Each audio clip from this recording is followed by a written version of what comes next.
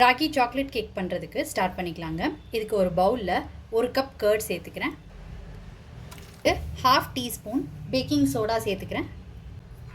இதை நல்லா மிக்ஸ் பண்ணி விட்டுக்கலாம். மிக்ஸ் பண்ணி விட்டுட்டு ஒரு 2 to 3 மினிட்ஸ் ஓரமாக இருக்கட்டுங்க. மிக்ஸ் பண்ணி வச்சுருந்த கர்ட் அண்ட் பேக்கிங் சோடாவை வந்து ஒரு மிக்சிங் பவுலில் மாற்றிக்கிட்டு இருக்கேங்க. இப்போ இதோட 3/4 கப்பு ஜாகரி பவுடர் சேர்த்துக்கிறேன். 1/2 கப் ஆயில் சேர்த்துக்கிறேன். 1/4 கப்பு பால் சேர்த்துக்கிறேன்.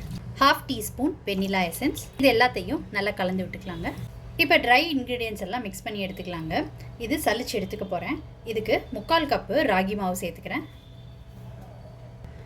1/4 கப்பு கோதுமை மாவு, 1/4 cup cocoa powder, 1 teaspoon baking powder. இப்போ இதை சலிச்சுட்டு எடுத்துக்கலாங்க. ட்ரை இன்க்ரீடியன்ஸை வந்து வெட் இன்க்ரீடியன்ஸோட போட்டு மிக்ஸ் பண்ணிக்கலாங்க. ரெண்டையும் நல்லா ஒன்று சேர்த்து மிக்ஸ் பண்ணிக்கலாங்க. எல்லாம் ஒன்று சேர்த்து நல்லா மிக்ஸ் பண்ணியாச்சு. கேக் ட்ரேக்கு ட்ரான்ஸ்ஃபர் பண்ணிக்கலாங்க. கேக் ட்ரே வந்து ஆயில் அப்ளை பண்ணிவிட்டு பட்டர் பேப்பர் போட்டு ரெடி பண்ணி வச்சுருக்கிறேன். ட்ரான்ஸ்ஃபர் பண்ணது பிறகு டேப் பண்ணிக்கோங்க.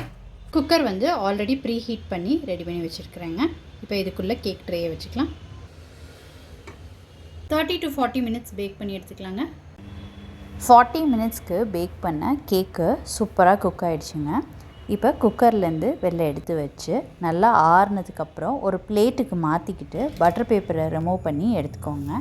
ராகி சாக்லேட் கேக் ரொம்ப சூப்பராக ரெடி ஆகிடுச்சுங்க. நல்ல ஒரு சாஃப்ட் அண்ட் ஸ்பாஞ்சி கேக்காக இருக்குது. இந்த கேக்குக்கு சாக்லேட் கனாஷ் ரெடி பண்ணிக்கலாம். ஒரு சாஸ் பேனில் கொக்கோ பவுடர் வந்து 1/2 கப் சேர்த்துக்கிறேன். கார்ன்ஃப்ளவர் மாவு 2 டேபிள் ஸ்பூன் சேர்த்துக்கிறேன். கொக்கோ பவுடர் எடுத்த அளவு சுகர் சேர்த்துக்கிறேங்க, 1/2 கப்பு. இப்போ பால் சேர்த்துக்கிறேங்க. கொஞ்சம் கொஞ்சமாக சேர்த்து கலந்து விட்டுக்கோங்க. கட்டி இல்லாமல் கரைச்சி எடுத்துக்கலாம்.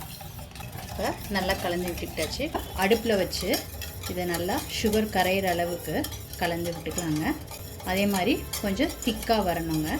2 to 3 மினிட்ஸை நல்லா கலந்து விட்டுக்கிட்டாச்சுங்க. பாருங்கள், நல்லா திக்காகிடுச்சு. இப்போ இந்த ஸ்டேஜில் பட்டர் சேர்த்துக்கலாம். சாக்லேட் கனாஷ் ரெடி பண்ணது ரூம் டெம்பரேச்சர் வரட்டுங்க. அதுக்கப்புறமாட்டி கேக்கில் ஸ்ப்ரெட் பண்ணிக்கலாம்.